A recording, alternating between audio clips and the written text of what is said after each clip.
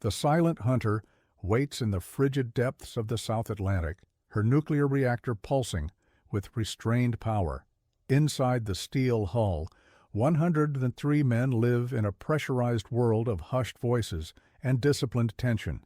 Through the periscope lens, Commander Chris Reeford Brown studies his prey, the Argentine cruiser General Belgrano.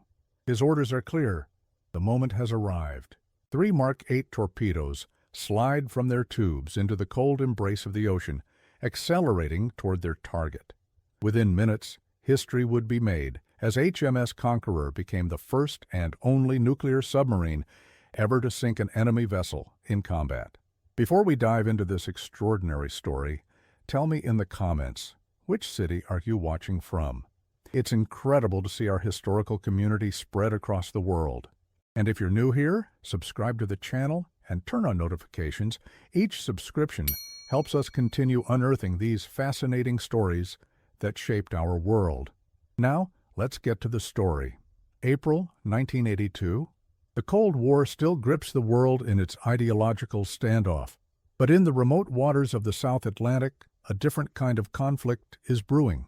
Argentina and Great Britain, 2 nations separated by 8,000 miles of ocean, are about to clash over a small archipelago known to the British as the Falkland Islands and to Argentines as Las Malvinas.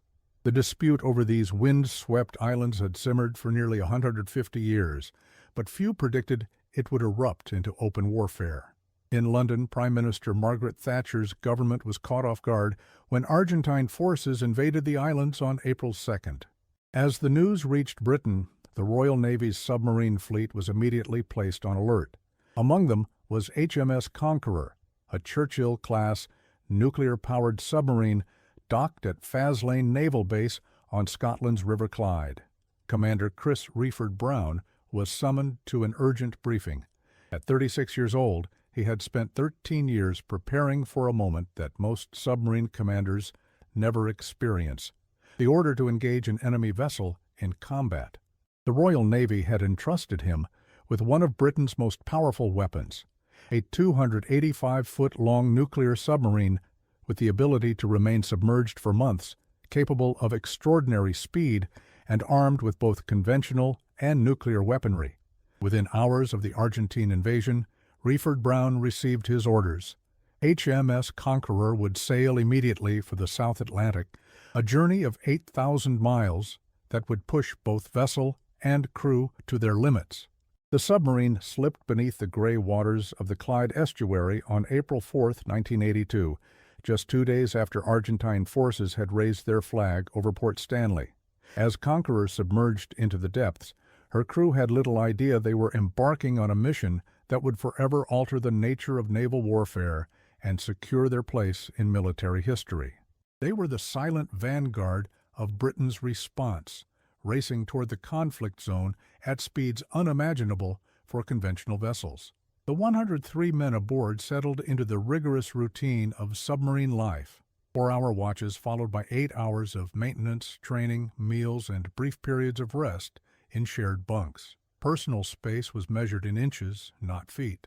Every movement was carefully choreographed in the confined environment where a single careless action could have catastrophic consequences. Conqueror's journey south took her through increasingly hostile waters. The submarine's advanced sonar systems constantly scanned the ocean for potential threats while maintaining absolute silence. The crew's training instilled in them the discipline of the silent service.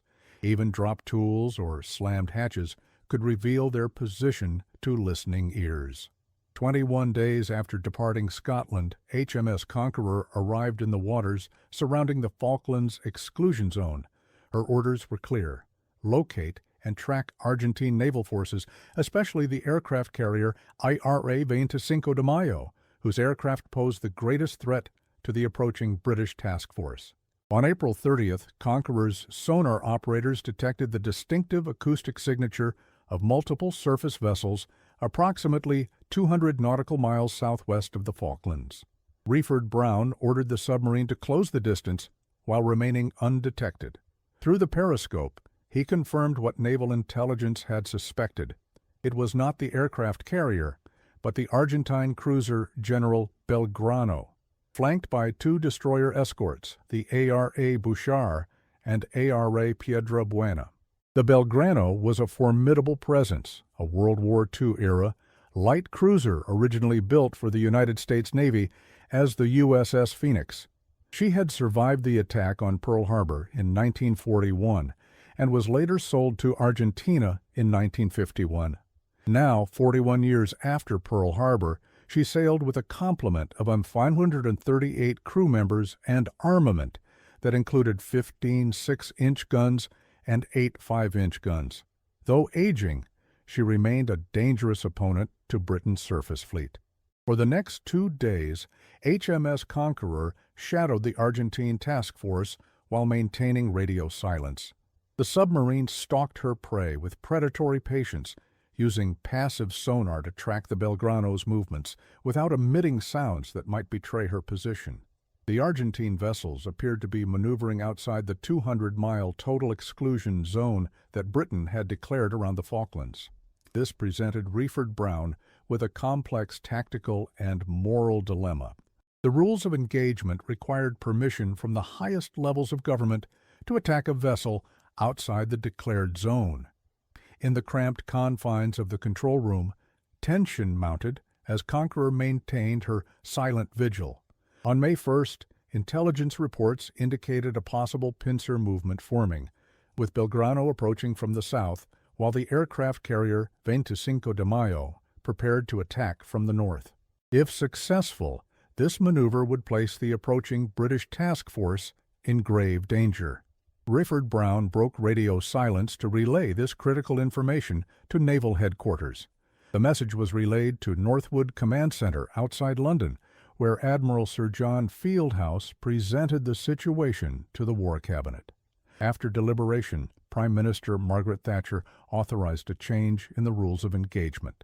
At 13:30 hours on May 2nd, HMS Conqueror received the encoded message that would alter the course of the conflict. Close and sink the Belgrano. The submarine had been tracking the cruiser for over 30 hours. Now, Reeford Brown assembled his officers to plan the attack. Though Conqueror carried the advanced wire-guided Tigerfish torpedoes, concerns about their reliability led to the decision to use the older but battle-proven Mark 8 torpedoes, ironically, World War II-era weapons to sink a World War II-era target. The Mark 8 torpedoes were unguided but carried a 750-pound explosive warhead designed to detonate beneath the keel of a ship, breaking its back. Conqueror would need to position herself for a perfect shot, approaching to within torpedo range without being detected by either the Belgrano's sonar or her destroyer escorts. At 15:57 hours on Sunday, May 2, 1982, HMS Conqueror fired 3 Mark 8 torpedoes in a spread pattern at a range of approximately 1,400 yards. The weapons ran true through the frigid waters, leaving the submarine in a moment of suspended anticipation. 2 minutes later, 2 massive explosions shattered the afternoon quiet as 2 torpedoes struck the Belgrano's hull in quick succession. The first hit near the bow, ripping open the forward compartments. The second struck amidships with devastating effect, cutting power throughout the vessel and causing catastrophic flooding. Within 20 minutes, the massive cruiser began listing heavily to port. The third torpedo missed its target, but reportedly struck or passed close to one of the escort destroyers without detonating. The violence of the explosions left no doubt about the Belgrano's fate. Captain Hector Bonzo, recognizing his ship was doomed, gave the order to abandon ship. The cruiser's electrical systems had been destroyed, preventing the transmission of a distress signal. In the gathering darkness and deteriorating weather conditions, the crew scrambled to launch life rafts into the icy waters. Within 45 minutes of being hit, the Belgrano slipped beneath the waves, taking 323 of her crew to the ocean floor in one of the most significant naval losses since World War II. After confirming the Belgrano's sinking, Reeford Brown ordered Conqueror to dive deep and clear the area. The two Argentine destroyers began dropping depth charges in a desperate attempt to locate and destroy the unseen attacker. For hours, the submarine evaded detection, while sonar operators listened to the distant thunder of explosions that threatened their existence. The cat-and-mouse game continued through the night as Conqueror silently withdrew to safer waters. The hunters had become the hunted, but the submarine's technological advantages and the crew's rigorous training ensured they remained undetected. News of the Belgrano's sinking sent shockwaves through both military and political circles. In Argentina, the loss of so many sailors stunned a nation that had been told their forces were prevailing in the conflict. The Argentine Navy, recognizing the threat posed by British nuclear submarines, immediately withdrew its entire surface fleet to the safety of coastal waters, effectively removing the naval threat to the British task force. In this single action, HMS Conqueror had achieved what would have otherwise required weeks of conventional naval warfare: complete command of the sea surrounding the Falklands. The submarine had demonstrated the devastating potential of nuclear-powered submarines in modern naval warfare.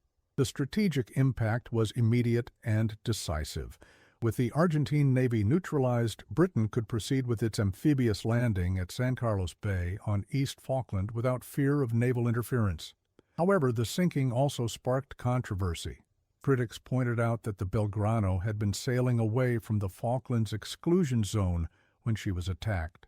Defenders of the action argued that the cruiser posed a legitimate threat, regardless of her heading at the moment of attack, as she could have quickly reversed course. Years later, documents would reveal that Argentine naval forces had indeed been ordered to seek out and engage the British fleet, lending credence to the tactical necessity of the strike. For HMS Conqueror, the war was far from over. On May 7th, 5 days after sinking the Belgrano, the submarine faced a harrowing encounter when an Argentine C-130 Hercules reconnaissance aircraft spotted her raised periscope during a brief communication period. The aircraft alerted Argentine forces, who launched a desperate hunt for the submarine with anti-submarine aircraft equipped with American-made torpedoes. Conqueror dove deep and employed evasive maneuvers to escape detection. The submarine's nuclear propulsion allowed her to remain submerged indefinitely, unlike diesel-electric submarines that needed to surface periodically to recharge their batteries. In the weeks that followed, Conqueror's role evolved from hunter to intelligence gatherer. Using sophisticated electronic equipment, the submarine monitored Argentine aircraft departing from mainland bases, providing the British task force with critical early warnings of incoming air attacks.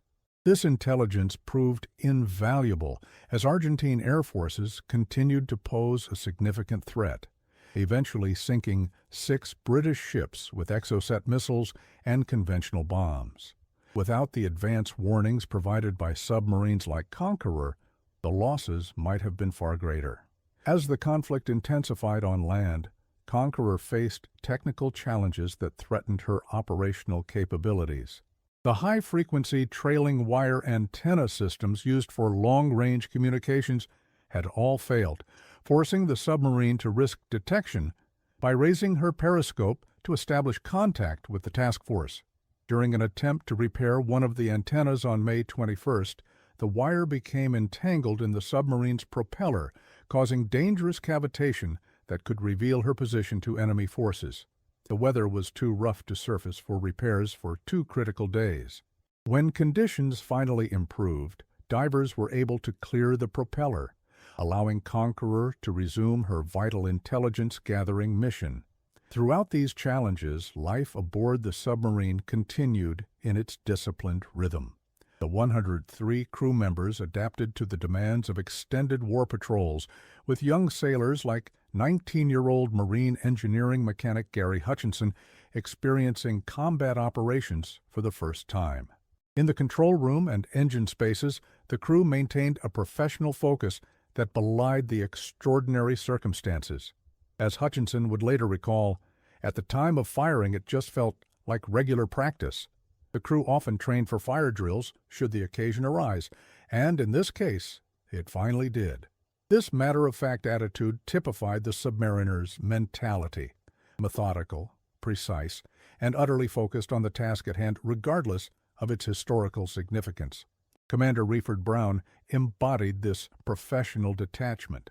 When later asked about the pressure of making such a momentous decision, he responded with characteristic understatement.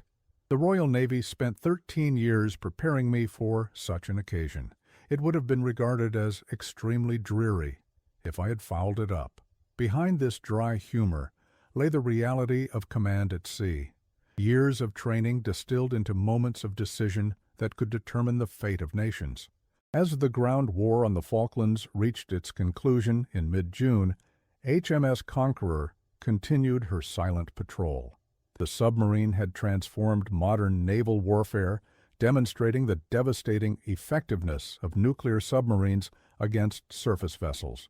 When Argentine forces surrendered on June 14, 1982, Conqueror and her crew had spent over 70 days submerged in some of the world's most challenging waters, operating continuously in a war zone where a single mistake could mean destruction. The physical and psychological demands of such extended operations tested the limits of human endurance, yet the submarine's crew maintained the exacting standards that defined the silent service. With the cessation of hostilities, HMS Conqueror finally set course for home. On July 3, 1982, the submarine surfaced as she approached Faslane Naval Base. Flying from her conning tower was the Jolly Roger, a tradition dating back to 1914, when submarines returning from successful war patrols hoisted the pirate flag to thumb their nose at critics who had considered submarine warfare ungentlemanly. Conqueror's Jolly Roger carried unique symbols that told the story of her historic patrol. An atomic symbol representing the first kill by a nuclear-powered submarine, cross torpedoes denoting the weapons used, the silhouette of a cruiser marking her victim, and a dagger indicating the classified, clandestine nature of her operations. The submarine's return was met with both celebration and controversy.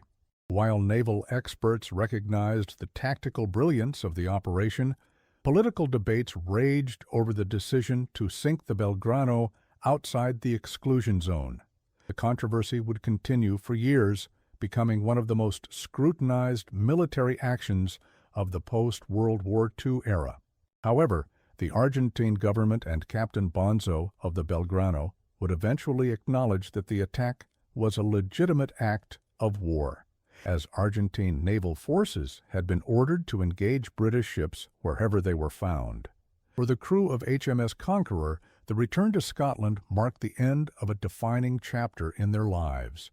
They had participated in what would remain the only instance of a nuclear-powered submarine sinking an enemy ship in combat. The psychological impact of taking hundreds of lives would affect many crew members for decades to come, a burden shared by warriors throughout history. Yet they had also executed their mission with precision and professionalism, changing the course of the conflict and potentially saving countless British lives by neutralizing the Argentine naval threat. The story of HMS Conqueror did not end with the Falklands War. In the months following her return, the submarine embarked on another mission that remained classified for decades. Operation Barmaid, which had been planned before the Falklands conflict but interrupted by the war, involved one of the most audacious intelligence operations of the Cold War. Conqueror was fitted with specialized cutting equipment designed in the United States and sent to intercept a Soviet-flagged vessel towing a sophisticated sonar array. The mission: to steal the array by cutting its towing cable in a manner that would make the loss appear accidental. In the dangerous waters near Soviet territory, Conqueror approached the target vessel from its blind spot, carefully positioning herself to avoid detection by the very sonar array she sought to capture. Using the cutting equipment mounted on her bow, the submarine severed the 3-inch thick cable. The operation required extraordinary precision, as the submarine had to approach within feet of the moving target without being detected. After successfully cutting the cable, Conqueror retrieved the severed array and transported it back to British waters. The captured technology provided NATO with invaluable insights into Soviet anti-submarine capabilities, representing a significant intelligence coup in the ongoing Cold War. This clandestine operation highlighted the dual nature of submarines like Conqueror. They were both weapons of war and sophisticated intelligence-gathering platforms. In peacetime, nuclear submarines continued their silent patrols, gathering information and maintaining the delicate balance of power that characterized the Cold War era. The submarine's dagger symbol on her Jolly Roger took on additional meaning in light of these classified operations, representing the secret world of intelligence gathering that remained hidden from public view. HMS Conqueror continued to serve in the Royal Navy until 1990, when she was decommissioned after nearly 2 decades of service. During her career, she epitomized the evolution of submarine warfare from its early days as a controversial tactic to its modern status as a cornerstone of naval strategy. The submarine that had made history in the South Atlantic eventually joined the fleet of decommissioned nuclear vessels awaiting final disposal, her reactor safely sealed according to stringent environmental protocols. Though Conqueror herself was decommissioned, her legacy endured.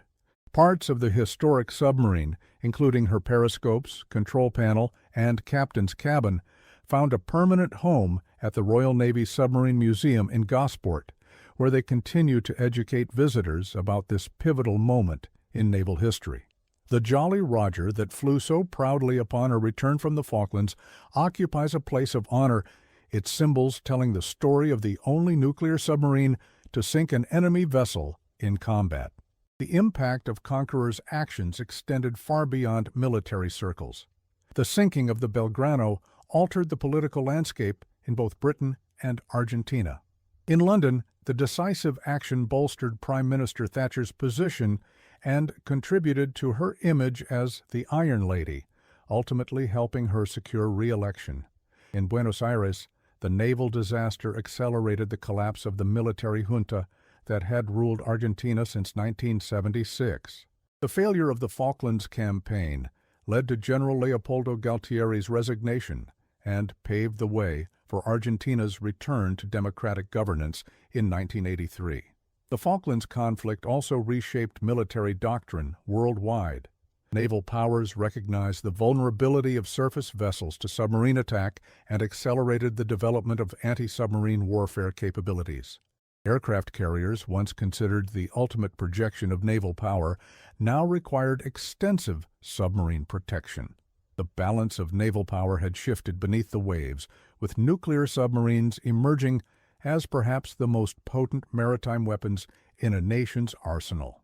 The silent hunters had proven their devastating effectiveness. For the men who served aboard HMS Conqueror during those fateful days in 1982, the experience created an unbreakable bond. Submariners have always formed tight-knit communities, shaped by the unique demands and dangers of their service. The crew of Conqueror shared experiences that few could comprehend: the tension of tracking an enemy vessel for days, the momentous decision to fire, and the sobering knowledge of lives lost. They had written a chapter in naval history that would be studied by military academies for generations to come. Commander Reeford Brown, for his part in the historic mission, was awarded the Distinguished Service Order, one of Britain's highest military honors. His leadership during the Falklands campaign exemplified the qualities required of submarine commanders: technical expertise, tactical acumen, moral courage, and the ability to maintain crew cohesion under extreme pressure. After the war, he continued to serve with distinction, eventually reaching the rank of captain before retiring from the Royal Navy. The last crew member of HMS Conqueror to remain on active duty, Chief Petty Officer Gary Hutchinson, finally retired in 2025 after 46 years of service to the Royal Navy. His retirement ceremony, held in the HMS Conqueror Lecture Hall at the Royal Navy Submarine Training Center, was attended by former shipmates, including Vice Admiral Sir Tim McClement, who had served as Conqueror's executive officer during the Falklands conflict. Hutchinson's remarkable career spanned from the Cold War through the War on Terror, but it was those days aboard Conqueror in the South Atlantic that remained most vivid in his memory. The Falklands War itself became a case study in projection of power across vast distances.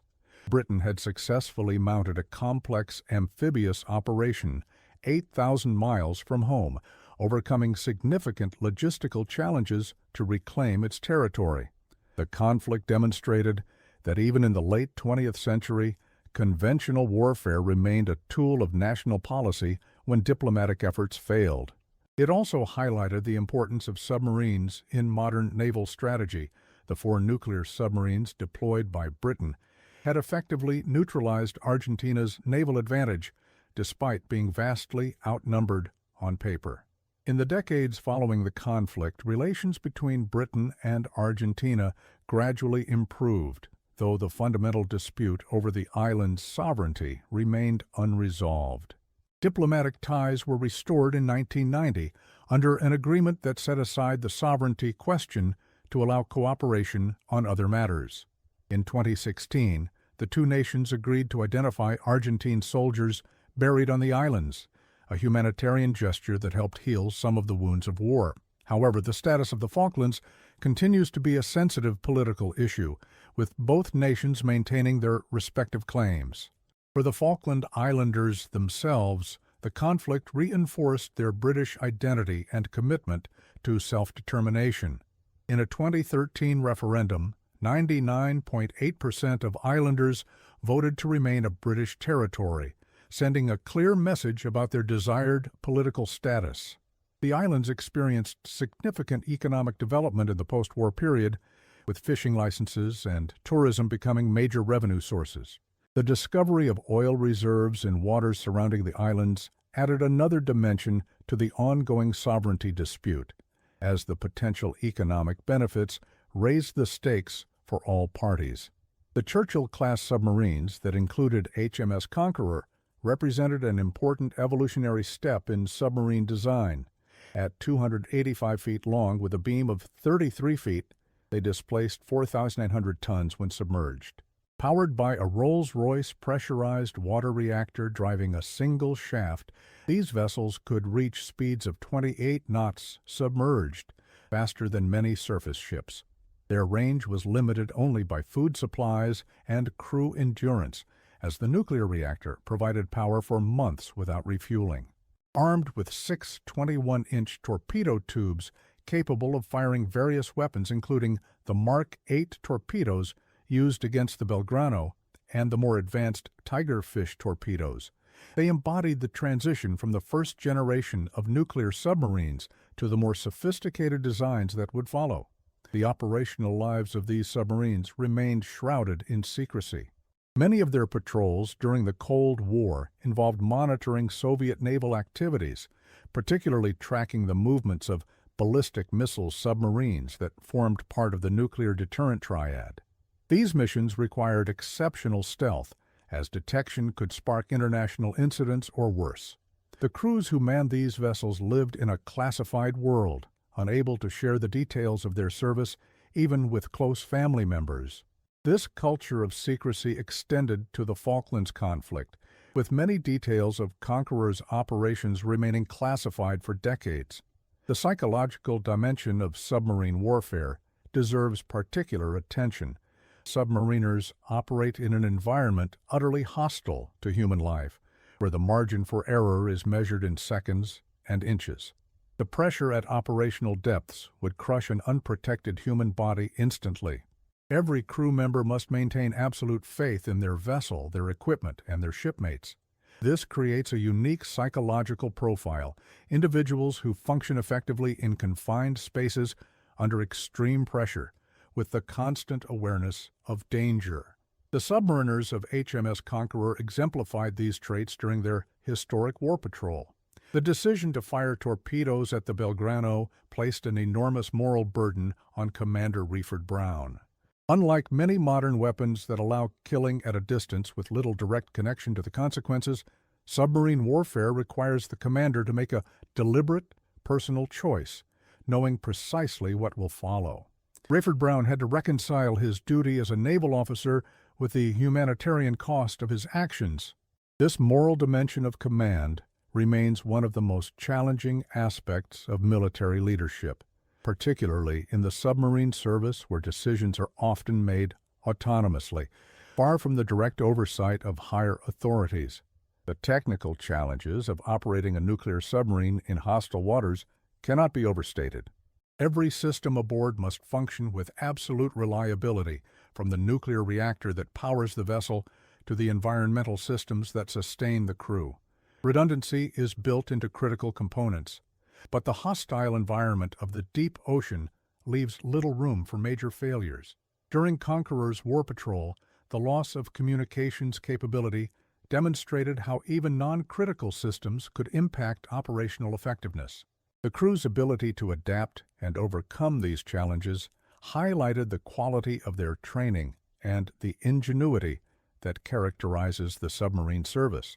The sinking of the Belgrano also revealed the continuing effectiveness of older weapon systems when properly employed. The Mark 8 torpedoes that struck the fatal blows were designed in the 1920s, yet they proved devastatingly effective against their target. In an age of increasing technological sophistication, this serves as a reminder that simplicity and reliability sometimes outweigh advanced features, particularly in the unforgiving environment of combat. Rifford Brown's decision to use these proven weapons rather than the more advanced but less reliable Tigerfish torpedoes exemplified the pragmatic approach that defines successful submarine operations. The geopolitical context of the Falklands War adds another layer to the story of HMS Conqueror. The conflict occurred against the backdrop of the Cold War, with both the United States and Soviet Union watching closely. The Reagan administration initially attempted to remain neutral, with Secretary of State Alexander Haig shuttling between London and Buenos Aires in search of a diplomatic solution. When these efforts failed, the U.S. ultimately provided significant intelligence and logistical support to Britain, their NATO ally. The Soviet Union, meanwhile, supplied satellite intelligence to Argentina, while officially calling for restraint on both sides. This great power involvement transformed a territorial dispute in the remote South Atlantic into a proxy for broader Cold War tensions. The media coverage of the conflict set important precedents for war reporting in the late 20th century. British journalists embedded with the task force provided unprecedented access to military operations, though their reports were subject to censorship to prevent the disclosure of operationally sensitive information. The sinking of the Belgrano became a focal point for media coverage, with images of survivors in life rafts driving home the human cost of the conflict. However, the submarine operations, including Conqueror's role, remained largely hidden from public view due to the classified nature of submarine warfare. It would be years before the full story emerged. For Argentina, the loss of the Belgrano represented not just a military defeat, but a national tragedy. The ship had been a source of pride for the Argentine Navy, a visible symbol of naval power and national sovereignty. The 393 sailors lost in the sinking were mourned throughout Argentina, their sacrifice becoming part of the national consciousness. Memorial services are still held annually to honor those who perished in the South Atlantic's cold waters. The Argentine cruiser's name lives on in poems, songs, and monuments that ensure future generations remember both the ship and her fallen crew. The ethical debate surrounding the sinking continues to this day. Critics argue that attacking a vessel sailing away from the conflict zone violated the spirit, if not the letter, of the rules of engagement. Defenders maintain that the Belgrano posed a legitimate threat, regardless of her momentary heading, as she could have easily reversed course to threaten British forces. This debate reflects the broader ethical questions that surround warfare in the modern era, questions about proportionality, necessity, and the balance between military objectives and humanitarian concerns. The crew of HMS Conqueror found themselves at the center of this debate, their actions scrutinized by politicians, ethicists, and historians in the decades that followed. The technological disparity between the combatants highlighted the advantages of advanced naval powers in modern warfare. HMS Conqueror, with her nuclear propulsion, sophisticated sonar systems, and well-trained crew, possessed capabilities far beyond those of her Argentine adversaries. The Belgrano, despite her size and armament, had no effective means of detecting or countering a nuclear submarine. This asymmetry shaped the outcome of the naval conflict, as Argentina's surface fleet retreated to territorial waters following the cruiser's sinking. The lesson was clear: in modern naval warfare, technological superiority could overcome numerical advantages. The sinking also demonstrated the strategic impact of submarine warfare. A single submarine action effectively neutralized Argentina's naval threat, altering the entire trajectory of the conflict. Without control of the sea, Argentina could not reinforce or adequately supply its forces on the Falklands, giving Britain a decisive advantage in the ground campaign that followed. HMS Conqueror had achieved through stealth and precision what might otherwise have required a major naval engagement with potentially significant British losses. This validated the substantial investment Britain had made in its submarine fleet during the Cold War period.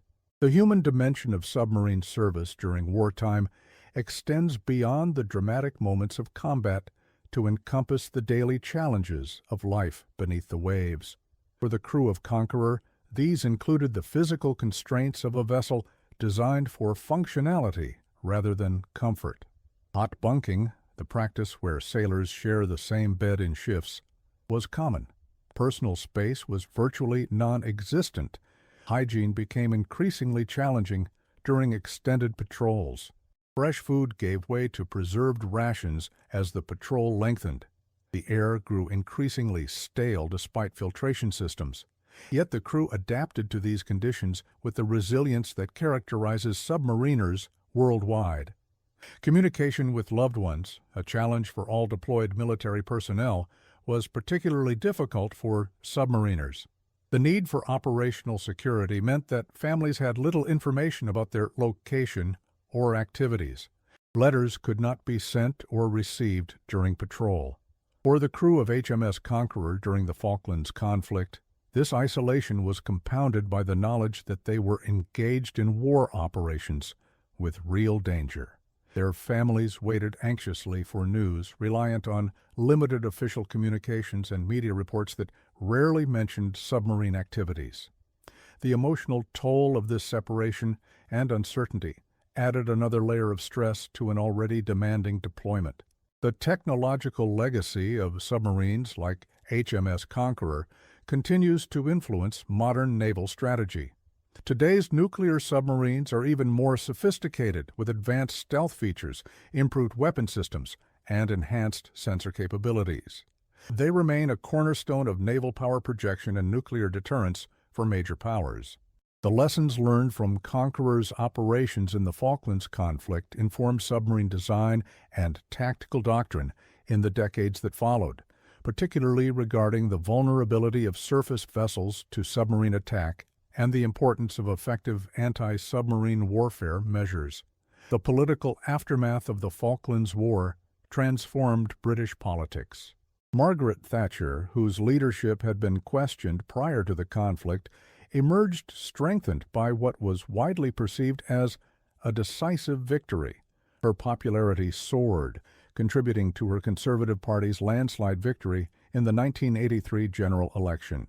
The war reinforced Thatcher's image as a determined leader willing to use military force to defend British interests, an image that would influence her approach to domestic and international challenges throughout her premiership. The sinking of the Belgrano became inextricably linked with her legacy, both celebrated by supporters and criticized by detractors. In Argentina, the political consequences were equally profound, but moved in the opposite direction. The military junta that had ruled since 1976, responsible for both the invasion decision and the dirty war against political opponents, lost what remaining legitimacy it possessed. General Leopoldo Galtieri resigned in disgrace shortly after the surrender. By 1983, Argentina had transitioned to democratic governance under President Raúl Alfonsín, beginning a new chapter in the nation's history. The conflict that began as an attempt to bolster the junta's position instead accelerated its downfall, demonstrating the unpredictable political consequences of military action. For military strategists worldwide, the Falklands conflict offered valuable lessons in power projection across vast distances, the vulnerability of modern warships to air and submarine attack, and the continuing relevance of conventional warfare in the nuclear age. Naval academies studied the conflict in detail, with particular attention to the role of submarines in shaping the operational environment. HMS Conqueror's successful attack on the Belgrano became a case study in submarine tactics, demonstrating the devastating effectiveness of properly executed torpedo attacks, even with relatively outdated weapons. The cultural impact of the conflict extended to literature, film, music, and art. Books like 100 Days by Admiral Sandy Woodward provided first-hand accounts of the naval campaign. Documentaries examined various aspects of the conflict, though submarine operations received less attention due to continued classification of many details. Argentine cultural expressions tended to focus on the human cost of the war and the sense of national loss, particularly regarding the Belgrano tragedy. British cultural responses more often emphasized the successful reclamation of sovereign territory and the technical achievements of the campaign, including Conqueror's historic mission. Environmental considerations form another dimension of the Conqueror story. Nuclear submarines like the Churchill class represented a significant technological achievement, but also created new environmental challenges. The safe disposal of decommissioned nuclear vessels became an important consideration as these submarines reached the end of their operational lives. HMS Conqueror, after her decommissioning in 1990, joined other nuclear submarines awaiting final disposal, a process complicated by the need to safely manage the nuclear materials. This legacy of nuclear propulsion continues to present challenges for naval powers worldwide as they balance military requirements with environmental responsibilities. The strategic impact of nuclear submarines extended beyond their role in conventional warfare. During the Cold War, submarines like Conqueror formed part of the broader nuclear deterrent strategy, their ability to strike from unexpected locations adding an element of uncertainty that reinforced mutual deterrence. While Conqueror herself was not equipped with nuclear-armed missiles, her successors in the British submarine fleet would include ballistic missile submarines carrying the nation's nuclear deterrent. The Falklands conflict demonstrated the conventional warfare capabilities of these sophisticated vessels, complementing their strategic deterrence role. For the Royal Navy, the Falklands campaign validated years of training and doctrine. The performance of vessels like HMS Conqueror demonstrated the effectiveness of Britain's naval forces when faced with real-world combat operations. The lessons learned informed subsequent training programs, equipment procurement, and tactical development. The conflict also highlighted areas requiring improvement, particularly in anti-air warfare capabilities, as Argentine air attacks proved devastatingly effective against British ships lacking adequate air defense systems. These lessons shaped the evolution of the Royal Navy in the post-Falklands era. The story of HMS Conqueror illuminates the unique culture of the submarine service, a culture characterized by technical excellence, quiet professionalism, and extraordinary resilience. Submariners often describe themselves as a brotherhood bound by shared experiences that few outsiders can fully comprehend. The demands of operating in an environment inherently hostile to human life create bonds that transcend rank and nationality. When Conqueror's crew returned to Faslane flying the Jolly Roger, they joined a tradition dating back generations, connecting them to submariners who had faced similar challenges in different conflicts. The strategic significance of the Falkland Islands themselves evolved in the decades following the conflict. Initially valued primarily for their fishing grounds and potential oil reserves, the islands gained importance as a gateway to Antarctica, and a strategic position in the South Atlantic. Britain maintained a significant military presence on the islands after the conflict, constructing RAF Mount Pleasant to house fighter aircraft, transport planes, and a garrison of troops. This substantial investment reflected the island's increased strategic value and Britain's determination to prevent any future attempt to seize them by force. For individual crew members, participation in Conqueror's historic patrol left lasting impressions that shaped their subsequent lives.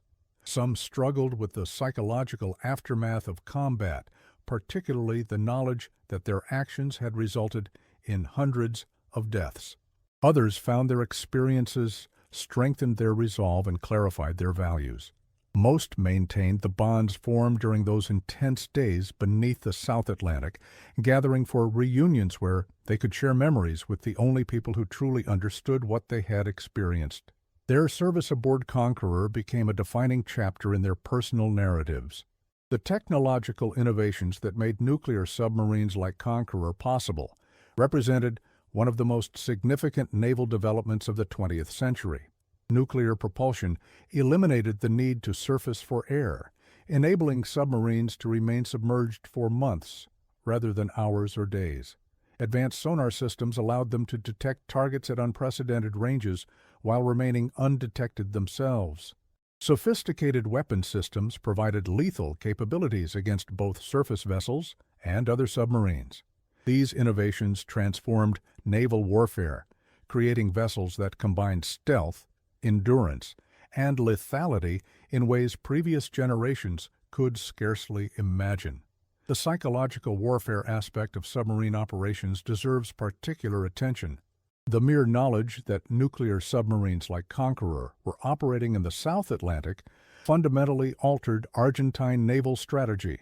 After the Belgrano sinking, Argentine surface vessels remained in port rather than risk encounter with British submarines.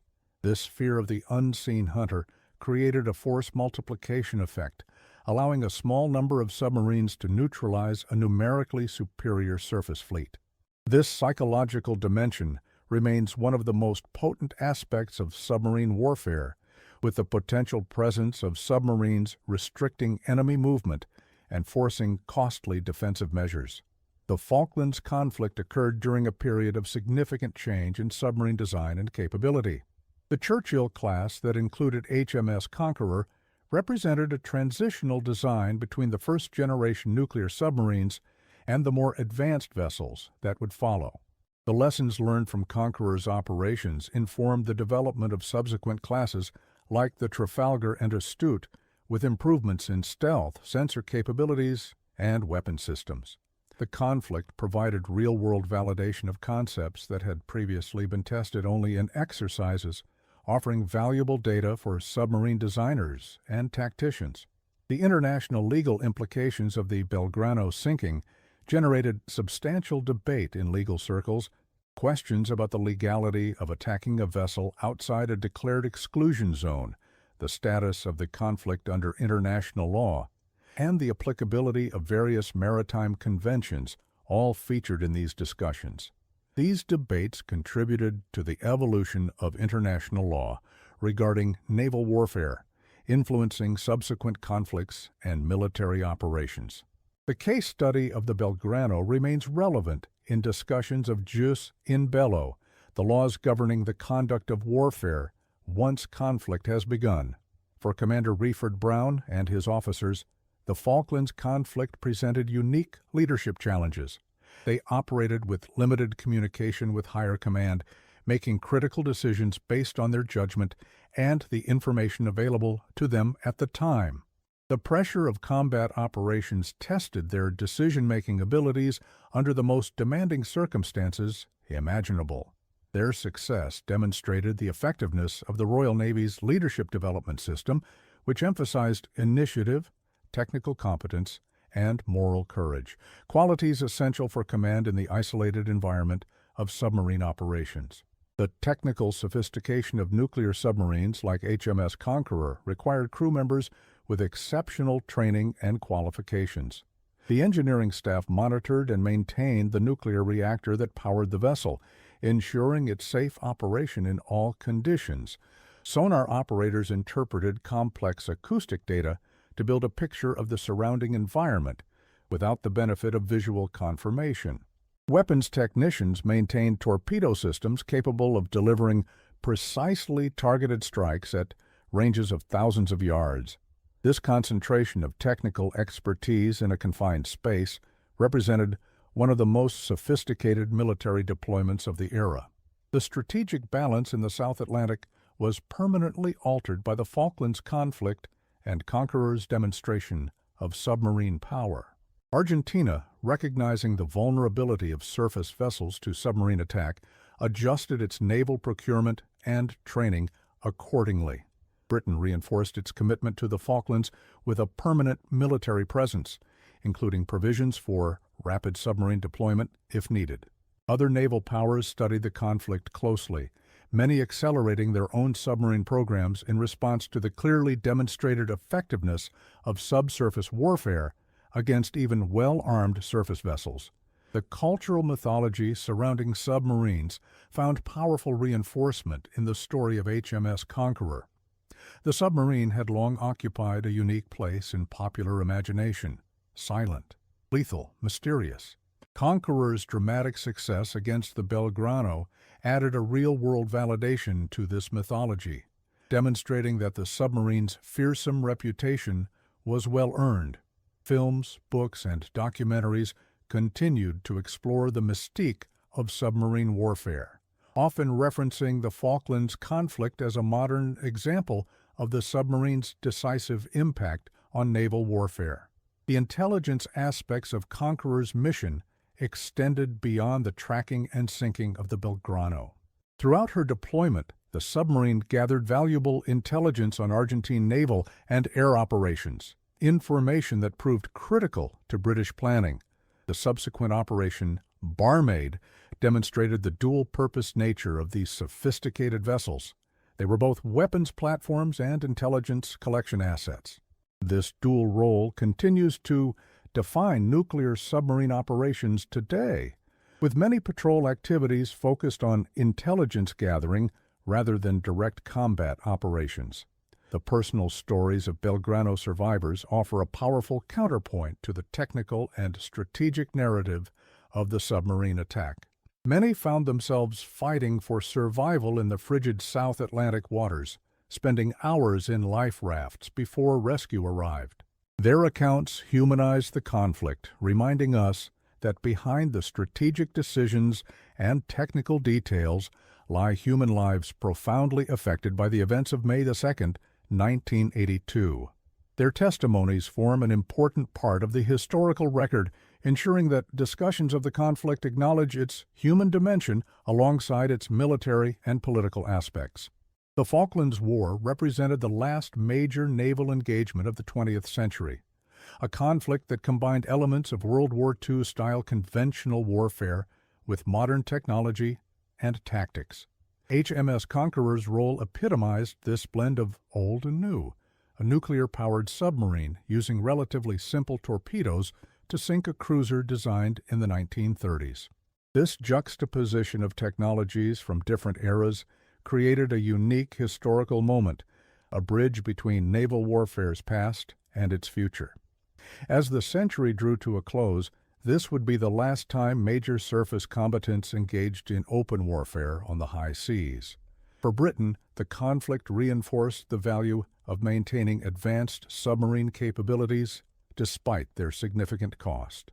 The 4 nuclear submarines deployed during the Falklands campaign had proven decisively effective, altering the strategic balance in ways that surface vessels alone could not have achieved. This validation influenced subsequent defense procurement decisions, ensuring continued investment in the submarine service even as other military programs faced budget constraints. The legacy of Conqueror's success thus shaped the composition of Britain's naval forces for decades to follow. The story of HMS Conqueror encompasses technological innovation, tactical brilliance, strategic impact, and profound human experiences. From the moment she slipped beneath the waters of the Clyde estuary to her triumphant return flying the Jolly Roger, The submarine and her crew wrote a chapter in naval history that continues to resonate. The first and thus far only nuclear submarine to sink an enemy vessel in combat, Conqueror demonstrated the revolutionary impact of subsurface warfare on naval strategy.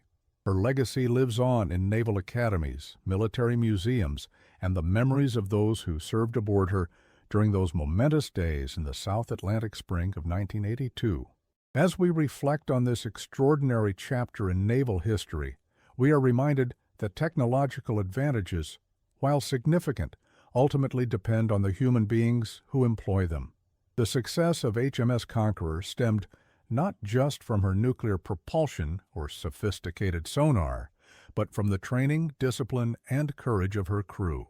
In the challenging environment of submarine warfare, where split-second decisions can determine survival or destruction, it is the human element that ultimately proves decisive. The submariners of HMS Conqueror exemplify the highest standards of their profession, executing a mission that would forever change the nature of naval warfare. In the final analysis, the story of HMS Conqueror reflects the complex moral and strategic calculations that define modern warfare. The decision to sink the Belgrano, with all its attendant consequences, represents the burden of command in its most distilled form. The strategic necessity, the humanitarian cost, the political implications, all these factors converged in that moment when Commander Reeford Brown gave the order to fire. His decision and the precision with which his crew executed it altered the course of the conflict and secured their place in history. Their story reminds us that beneath the technical details and strategic analyses of warfare lie profound human choices with far-reaching consequences.